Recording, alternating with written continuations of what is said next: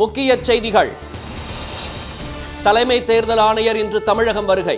சட்டப்பேரவை தேர்தல் ஆயத்த பணிகள் குறித்து ஆய்வு. பிரதமரின் இஸ்ரேல் பயணத்திற்கு காங்கிரஸ் கடும் எதிர்ப்பு. காசா மக்களை மோடி கைவிட்டு விட்டதாக குற்றச்சாட்டு. அமெரிக்காவுடனான வர்த்தக ஒப்பந்தத்தை ரத்து செய்ய தயாரா? மோடிக்கு ராகுல் காந்தி சவால். இலங்கை தமிழர்களுக்கு விரைந்து குடியுரிமை. மத்திய அரசுக்கு ஸ்டாலின் வலியுறுத்தல்.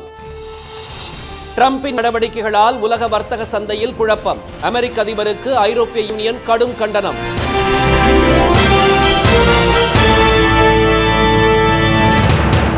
வணக்கம். வணக்கம். தமிழ்நாடு மற்றும் புதுச்சேரியில் சட்டப்பேரவை தேர்தலுக்கான ஆயத்த பணிகளை மேற்கொள்ள தலைமை தேர்தல் ஆணையர் திரு ஞானேஷ்குமார் தலைமையில் 7 பேர் குழு இன்று சென்னை வருகிறது. தமிழ்நாடு, புதுச்சேரி, கேரளா, மேற்கு வங்கம், அசாம் ஆகிய 5 மாநில சட்டப்பேரவைகளின் பதவிக்காலம் மே மற்றும் ஜூன் மாதங்களில் முடிவடைய உள்ளதால் தேர்தல் நடத்துவதற்கான ஏற்பாடுகளை தேர்தல் ஆணையம் மேற்கொண்டு வருகிறது. திமுக, அதிமுக உள்ளிட்ட கட்சிகள் தேர்தல் பிரச்சாரத்தை தொடங்கிவிட்ட நிலையில் தேர்தல் தேதி குறித்த அதிகாரப்பூர்வ அறிவிப்பு வரும் மார்ச் 2வது வாரத்தில் வெளியிடப்படும் என எதிர்பார்க்கப்படுகிறது. இந்நிலையில் தலைமை தேர்தல் ஆணையர் திரு ஞானேஷ்குமார் தலைமையில் தேர்தல் ஆணையர்கள் திரு சுக்பீந்தர் சிங் சந்து, திரு விவேக் ஜோஷி மற்றும் இணை துணை தேர்தல் ஆணையர்கள் 4 பேர் என மொத்தம் 7 பேர் இன்று சென்னை வருகின்றனர். காலை 9 மணி அளவில் சென்னை வரும் அவர்களை தமிழக தலைமை தேர்தல் அதிகாரி திருமதி அர்ச்சனா பட்நாயக் வரவேற்கிறார். பின்னர் அங்கிருந்து ஹெலிகாப்டரில் புதுச்சேரி சென்றடையும் அவர்கள் அங்கு மேற்கொள்ளப்பட்டு வரும் தேர்தல் பணி நிலவரங்களை ஆய்வு செய்ய உள்ளனர். மீண்டும் நாளை சென்னை வரும் தேர்தல் ஆணையர் தலைமையிலான குழு அங்கீகரிக்கப்பட்ட அரசியல் கட்சி பிரதிநிதிகளை அழைத்து ஆலோசனை நடத்த உள்ளது. நாளை பிற்பகலில் அனைத்து மாவட்ட தேர்தல் அதிகாரிகள், காவல்துறை உயர் அதிகாரிகளுடன் ஆலோசனை நடத்த உள்ளனர். நாளை மறுநாள் வருமான வரித்துறை, சுங்கத்துறை, அமலாக்கத்துறை போன்ற விசாரணை அமைப்புகள், ரயில்வே, துணை ராணுவம், அஞ்சல், விமான போக்குவரத்து துறை உள்ளிட்ட 23 துறைகளின் அதிகாரிகளுடன் தேர்தல் ஆணைய குழு ஆலோசனை நடத்த உள்ளது. இதையடுத்து பத்திரிகையாளர்களை சந்திக்கும் தேர்தல் ஆணையர் திரு ஞானேஷ்குமார் தேர்தல் ஏற்பாடுகள் குறித்து விளக்கமளிப்பார் என எதிர்பார்க்கப்படுகிறது. தலைமை தேர்தல் ஆணையர் தலைமையிலான குழுவின் வருகையை அடுத்து தமிழ்நாட்டில் தேர்தல் களம் சூடுபிடித்துள்ளது. பிரதமர் திரு மோடி 2 நாள் சுற்றுப்பயணமாக இன்று இஸ்ரேல் செல்கிறார். காசா மீதான தாக்குதலில் 75,000க்கும் மேற்பட்டோர் உயிரிழந்த நிலையில் இஸ்ரேலின் நடவடிக்கையை உலகின் மிகப்பெரிய ஜனநாயக நாடான இந்தியா கண்டிக்கவில்லை என்ற விமர்சனங்கள் எழுந்தன. காசா மீதான இஸ்ரேலின் தாக்குதலின் போது இழைக்கப்பட்ட போர்க்குற்றங்கள் தொடர்பாக இஸ்ரேல் பிரதமர் பெஞ்சமின் நெத்தன்யாகுவுக்கு சர்வதேச குற்றவியல் நீதிமன்றம் 2024ஆம் ஆண்டு கைது ஆணை பிறப்பித்தது. எனினும் நெத்தன்யாகுவை அன்பான நண்பர் என்று திரு மோடி அடிக்கடி பாராட்டி வருகிறார். இந்நிலையில் இஸ்ரேல் செல்லும் பிரதமர் திரு மோடி நாளை இரு நாடுகளிடையே பாதுகாப்பு, வர்த்தகம், வேளாண்மை, தகவல் தொழில்நுட்பம் உள்ளிட்டவை தொடர்பாக பேச்சுவார்த்தை நடத்த உள்ளதாக தகவல்கள் தெரிவிக்கின்றன. அப்போது உலகின் அதிநவீன அணு ஆயுத ஏவுகணைகளில் ஒன்றாக கருதப்படும் இஸ்ரேலின் கண்டம் விட்டு கண்டம் பாயும் கோல்டன் ஹாரிசான் ஏவுகணையை இந்தியாவுக்கு வழங்குவது குறித்த ஒப்பந்தம் கையெழுத்தாகும் என கூறப்படுகிறது.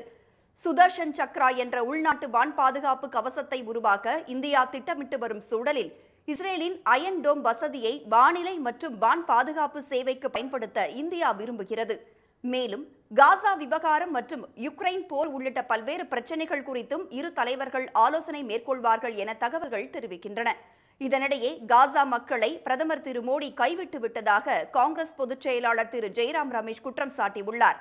ஆக்கிரமிக்கப்பட்ட மேற்கு கரையில் பல்லாயிரக்கணக்கான பாலஸ்தீன மக்களை வெளியேற்றும் நடவடிக்கை கவலை அளிப்பதாகவும் 1988ஆம் ஆண்டு பாலஸ்தீனத்தை தனி நாடாக அங்கீகரித்த ஆரம்பகால நாடுகளில் இந்தியாவும் ஒன்று என்பதை திரு மோடி மறந்துவிட்டார் என்றும் அவர் விமர்சித்துள்ளார். அமெரிக்க உச்சநீதிமன்றம் அளித்த தீர்ப்பின் அடிப்படையில் அந்நாட்டுடன் இந்தியா மேற்கொண்ட வர்த்தக ஒப்பந்தத்தை ரத்து செய்ய பிரதமர் திரு மோடிக்கு தைரியம் உள்ளதா என எதிர்க்கட்சித் தலைவர் திரு ராகுல் காந்தி சவால் விடுத்துள்ளார். உலக நாடுகளுக்கு ட்ரம்ப் நிர்வாகம் விதித்த 18% வரியை அமெரிக்க உச்சநீதிமன்றம் ரத்து செய்த நிலையில் இந்தியாவுடன் ஏற்கனவே செய்து கொண்ட வர்த்தக ஒப்பந்தத்தில் எந்த மாற்றமும் இன்றி அதே நிலையிலேயே தொடரும் என்று ட்ரம்ப் கூறியுள்ளார். மேலும் ஒப்பந்தப்படி இந்தியாதான் வரி செலுத்தும், அமெரிக்கா வரி செலுத்தாது என்றும் அவர் தெரிவித்துள்ளார். இதையடுத்து அமெரிக்காவின் வர்த்தக வலையில் நாட்டை சிக்க வைத்துவிட்டதாக பிரதமர் திரு மோடிக்கு எதிர்க்கட்சிகள் கடும் கண்டனம் தெரிவித்துள்ளன. மத்திய பிரதேச மாநிலம் போபாலில் நடைபெற்ற விவசாயிகள் கூட்டத்தில் பங்கேற்று பேசிய திரு ராகுல் காந்தி வர்த்தக ஒப்பந்தத்தின் மூலம் நாட்டின் தரவுகளை அமெரிக்காவிடம் பிரதமர் திரு மோடி விற்றுவிட்டதாக விமர்சித்துள்ளார். अमेरिका का केस जो है उसका लक्ष्य अदानी नहीं है, उस केस का लक्ष्य नरेंद्र मोदी है। ये 2 कारण थे कि नरेंद्र मोदी जी पार्लियामेंट से भाग के निकले और उसी शाम उन्होंने ट्रंप को फोन किया, जो भी आप चाहते हो, जो भी आप उचित समझो, वो आप करो, मैं साइन करने को तैयार हूं।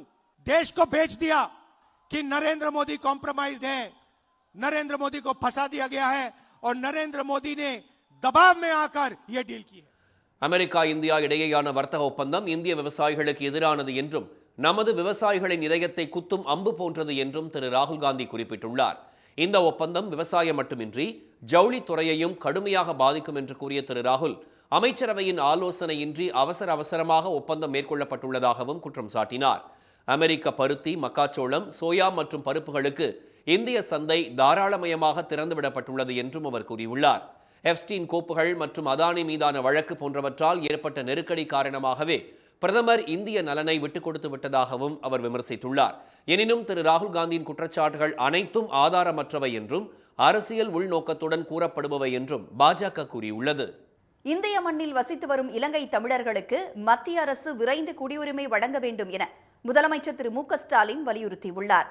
கன்னியாகுமரி மாவட்டத்தில் 2 நாள் சுற்றுப்பயணம் மேற்கொண்டுள்ள அவர் அங்கு பெருமாள்புரத்தில் உள்ள இலங்கை தமிழர் மறுவாழ்வு முகாமில் 7 கோடியே 85 லட்சம் ரூபாய் செலவில் அனைத்து உட்கட்டமைப்பு வசதிகளுடன் புதிதாக கட்டப்பட்டுள்ள 90 வீடுகளை திறந்து வைத்தார். இதையடுத்து அங்குள்ள ஈழத் தமிழர்களுடன் கலந்துரையாடிய முதலமைச்சர் தமிழக அரசின் திட்டங்கள், உதவிகள் சரியாக கிடைக்கின்றனவா என பயனாளிகளிடம் கேட்டறிந்தார். தமிழ்நாடு அரசு மாதந்தோறும் பணக்கொடை, இலவச அரிசி, ரேஷன் பொருட்கள், இலவச மின்சாரம், ஆண்டுக்கு ஒரு முறை துணிகள் மற்றும் பாத்திரங்கள் ஆகியவற்றை வழங்குவதுடன் தற்போது புதிய வீடும் கட்டி தந்திருப்பது மிகுந்த மகிழ்ச்சி அளிப்பதாக இலங்கை தமிழர்கள் நெகிழ்ச்சியுடன் கூறினர். எங்களுக்கு ரொம்ப மகிழ்ச்சியாக இருக்குது. எங்களை அவங்க இவ்வளோ தூரம் பார்க்க வந்து எங்களுக்கு இப்படி ஒரு வீடை கட்டி தந்து அவர் திறந்து தந்ததுக்கும் எங்களுக்கு ரொம்ப சந்தோஷமாக இருக்குது. அவர் இவ்வளோ தூரம் வருவாருன்னு நாங்கள் நினைக்கல. எங்களை தேடி எங்கள் இடத்துக்கு வந்து அவர் இவ்வளோ பண்ணது எங்களுக்கு ரொம்ப சந்தோஷம். அவர் தர்ற எல்லா சலுகையுமே எங்களுக்கு கரெக்டான முறையில் கிடைச்சிக்கிட்டே இருக்குது. இன்னும் அவர் எங்களுக்கு எல்லாமே செய்வார் அப்படின்ற நம்பிக்கையில் நாங்கள் இருக்கோம். பின்னர் புத்தளம் பகுதியில் மாலை நேர படிப்பகத்தையும் அங்கு அமைக்கப்பட்டுள்ள கலைஞர் சிலையையும் அவர் திறந்து வைத்தார். தொடர்ந்து நாகர்கோவிலில் அமைக்கப்பட்டுள்ள விடுதலை போராட்ட வீரர் பொன்னப்ப நாடார் சிலையை முதலமைச்சர் திறந்து வைத்தார். நலத்திட்ட உதவிகள், புதிய திட்டங்களுக்கு அடிக்கல், முடிவுற்ற திட்டங்கள் திறப்பு என கன்னியாகுமரி மாவட்டத்தில் இன்றும் பல்வேறு நிகழ்ச்சிகளில் முதலமைச்சர் பங்கேற்க உள்ளார். இலங்கை தமிழ் சொந்தங்களுக்கு நிரந்தர குடியிருப்புகளை வழங்கி வருவதாக தமது எக்ஸ் பக்கத்தில் பதிவிட்டுள்ள திரு ஸ்டாலின், அடுத்து நிரந்தர குடியுரிமையும் பெற்றுத்தர போராடுவோம் என்றும் கூறியுள்ளார். அமெரிக்க அதிபர் டிரம்பின் தன்னிச்சையான வரி விதிப்பு நடவடிக்கைகளால் உலக வர்த்தக சந்தையில் தேவையற்ற குழப்பம் ஏற்படுவதாக ஐரோப்பிய யூனியன் கடுமையாக சாடியுள்ளது. அமெரிக்க அதிபராக 2வது முறையாக பதவியேற்ற ட்ரம்ப் உலக நாடுகள் மீது விதித்த இறக்குமதி வரிகளை அந்நாட்டு உச்சநீதிமன்றம் கடந்த வெள்ளிக்கிழமை ரத்து செய்தது. இதில் உச்சநீதிமன்றத்தின் மீது அதிருப்தி தெரிவித்த ட்ரம்ப் அமெரிக்க நலன்களுக்கு முன்னுரிமை அளிக்கும் தனது நிலைப்பாட்டிலிருந்து பின்வாங்கப் போவதில்லை என்று அறிவித்ததுடன் அனைத்து உலக நாடுகள் மீதும் உடனடியாக 10% வரி விதிப்பை அறிவித்து அதை 15%ஆகவும் உயர்த்தினார். அமெரிக்கா ஐரோப்பிய யூனியன் இடையே கடந்த ஆண்டு இறுதியான வர்த்தக ஒப்பந்தத்தின்படி ஐரோப்பிய யூனியனின் பெரும்பாலான பொருட்களுக்கு 15% வரி உச்சவரம்பு நிர்ணயிக்கப்பட்டதுடன் விமான உதிரி பாகங்கள் உள்ளிட்ட சில பொருட்களுக்கு சுங்க வரியிலிருந்து விலக்கும் அளிக்கப்பட்டிருந்தது. தற்போது ட்ரம்ப் அறிவித்துள்ள புதிய 15% வரி இந்த சலுகைகளை ரத்து செய்து விடுமோ என்ற அச்சம் எழுந்துள்ளது. இந்த சூழலில் கடந்த ஆண்டு வர்த்தக ஒப்பந்தத்தின்படி அமெரிக்காவுடன் சமமான மற்றும் பரஸ்பர நன்மை பயக்கும் வர்த்தக சூழல் தற்போது இல்லை என அதிருப்தி தெரிவித்துள்ள ஐரோப்பிய யூனியன் சர்வதேச சந்தையில் குழப்பத்தை ஏற்படுத்தும் வகையில் தன்னிச்சையாக வரிகளை உயர்த்துவது முதலீட்டாளர்களின் நம்பிக்கையை சீர்குலைக்கும் என சாடியுள்ளது. இந்த விவகாரத்தில் அமெரிக்கா தனது நிலைப்பாட்டை தெளிவுபடுத்த வேண்டும் என்று ஐரோப்பிய கூட்டமைப்பு வலியுறுத்தியுள்ளது. இதனிடையே அதிபர் டிரம்பின் நிர்வாக கொள்கைகளுக்கு 60% அமெரிக்க மக்கள் அதிருப்தி தெரிவித்துள்ளனர். அந்நாட்டு ஊடகங்கள் மேற்கொண்டுள்ள ஆய்வில் குடியேற்ற கொள்கைக்கு 58%, வெளியுறவு கொள்கைக்கு 62% எதிர்ப்பு உள்ளது தெரியவந்துள்ளது. அதிமுக பொதுச் செயலாளர் எடப்பாடி திரு பழனிசாமி பெயர் சொல்லி பேசும் அளவுக்கு கூட நல்லவர் இல்லை என கடுமையாக விமர்சித்துள்ள திருமதி சசிகலா அவரது பெயரை கூட உச்சரிக்க விரும்பவில்லை என்று வருத்தம் தெரிவித்துள்ளார்.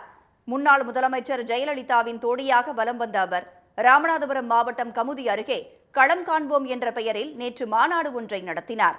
இந்த மாநாட்டில் புதிய கட்சியை தொடங்கி அதற்கான கொடியையும் திருமதி சசிகலா அறிமுகப்படுத்தினார். அப்போது பேசிய அவர் கட்சியின் பெயரை பிறகு அறிவிப்பதாக கூறினார். ஜெயலலிதாவுடன் பயணித்த நாட்களை நினைவுகூர்ந்த திருமதி சசிகலா தமது கணவர் இறந்த நேரத்தில் பரோலில் வந்தபோது எடப்பாடி திரு பழனிசாமி கடும் கட்டுப்பாடுகளை விதித்ததாக சாடினார். பெங்களூரு சிறையில் இருந்தபோது தமக்கு பரோல் வழங்க கர்நாடக காவல்துறை இசைவு தெரிவித்த போதும் திரு பழனிசாமி அனுமதி வழங்க மறுத்துவிட்டதாகவும் அவர் கூறினார்.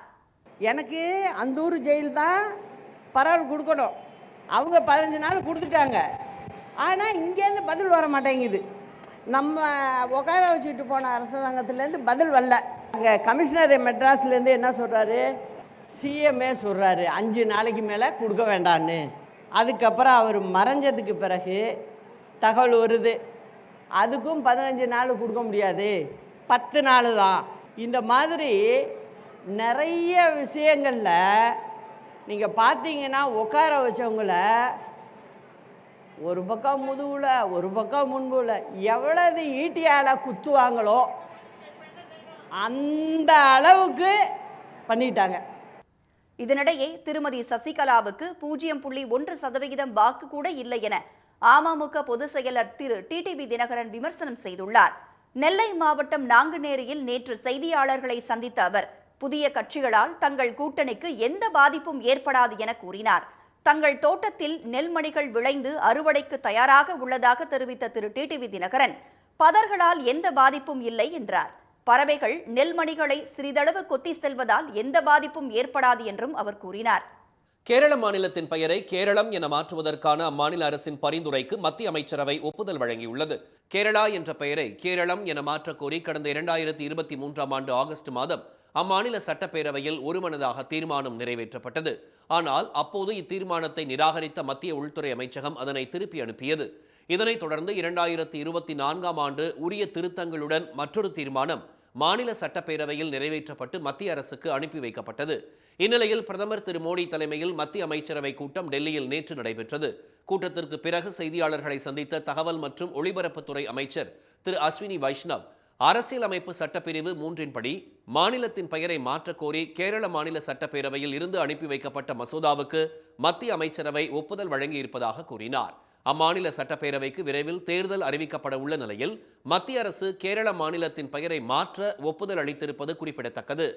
சென்னை கடற்கரை எழும்பூர் செங்கல்பட்டு வழித்தடத்தில் புறநகர் மின்சார ரயில்கள் ரத்து செய்யப்பட்டதற்கு தெற்கு ரயில்வேயின் அலட்சியமே காரணம் என போக்குவரத்து அமைச்சர் திரு சிவசங்கர் குற்றம் சாட்டியுள்ளார்.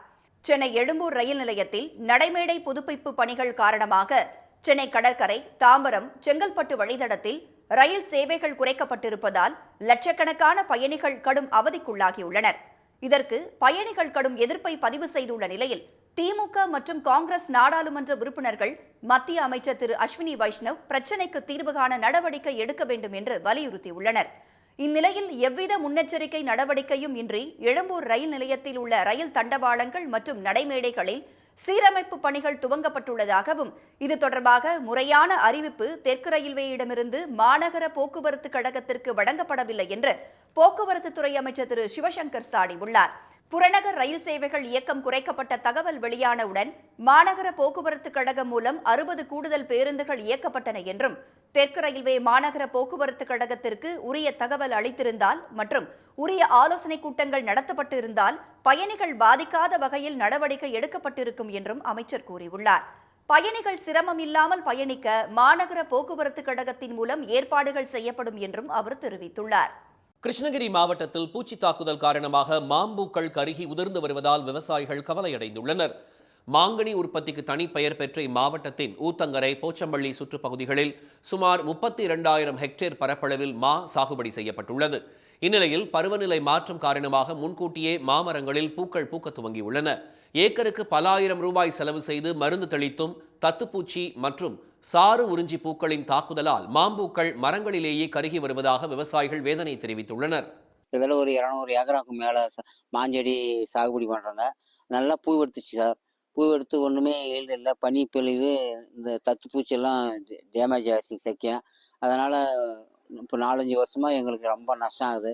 இந்த தயவு செஞ்சு இந்த கவர்மெண்ட் ஏதாச்சும் ஒரு வழிவகுத்து எங்களுக்கு ஒரு நஷ்டஈடு இழப்பீடு தருமாறு பணியோடு கேட்டுக்கிறோம். பூச்சி தாக்குதலால் இந்த ஆண்டு மா விளைச்சல் கேள்விக்குறியாகி உள்ளதால் கவலையடைந்துள்ள விவசாயிகள் வேளாண் துறை அதிகாரிகள் மூலம் கள ஆய்வு செய்து பூச்சி தாக்குதலை கட்டுப்படுத்தி நல்ல மகசூல் கிடைக்க தீர்வு காண வேண்டும் என்றும் கோரிக்கை விடுத்துள்ளனர்.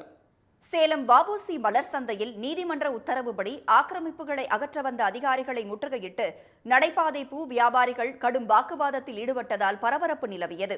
சேலத்தின் மையப்பகுதியில் அமைந்துள்ள இந்த மலர் சந்தையில் ஸ்மார்ட் சிட்டி திட்டத்தின் கீழ் புதிய கட்டிடத்தில் 340 கடைகள் கட்டப்பட்டு டெண்டர் அடிப்படையில் பூ வியாபாரிகளுக்கு ஏலம் விடப்பட்டது. அங்கு பொதுமக்களின் நடைபாதைகளை ஆக்கிரமித்து சிலர் கடைகள் வைத்து இடையூறு செய்வதாக கூறி தனிநபர் நீதிமன்றத்தில் பொதுநல வழக்கு தொடர்ந்தார். இந்த வழக்கை விசாரித்த நீதிமன்றம் நடைபாதையில் இடையூறாக உள்ள கடைகளை அகற்ற மாநகராட்சி நிர்வாகத்திற்கு உத்தரவு பிறப்பித்தது. அதன்படி ஆக்கிரமிப்புகளை மாநகராட்சி அதிகாரிகள் அகற்ற வந்தபோது கடும் எதிர்ப்பு தெரிவித்த வியாபாரிகள் அதிகாரிகளை முற்றுகையிட்டு வாக்குவாதம் செய்ததால் பரபரப்பு நிலவியது.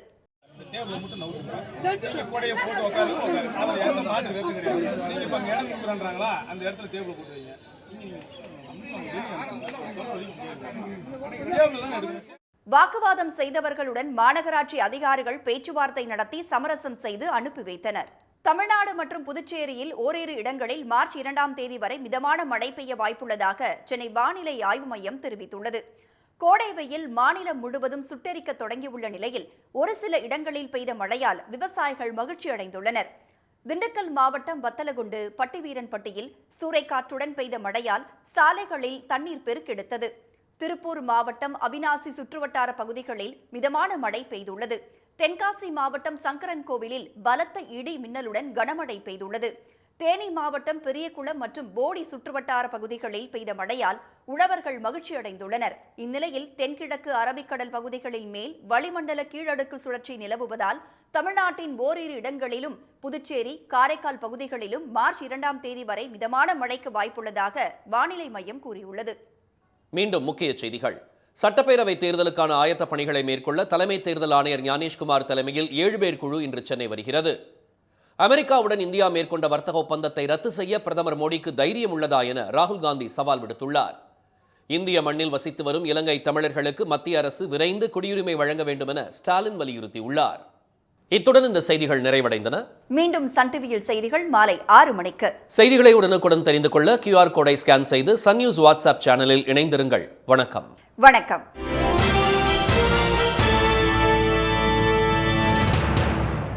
உடனுக்குடன் செய்திகளை தெரிந்து கொள்ள சன் நியூஸ் பெல் ஐகானை கிளிக் பண்ணுங்க.